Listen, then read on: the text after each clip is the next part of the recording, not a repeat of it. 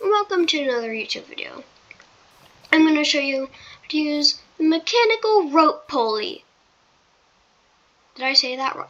No, it's just a rope pulley, excuse me. But first, I want something you can place it on. Okay, so you want something that can power it. You want it to go all the way down. Otherwise, it's not going to work. And then you will have a mechanical pump facing out of the pulley.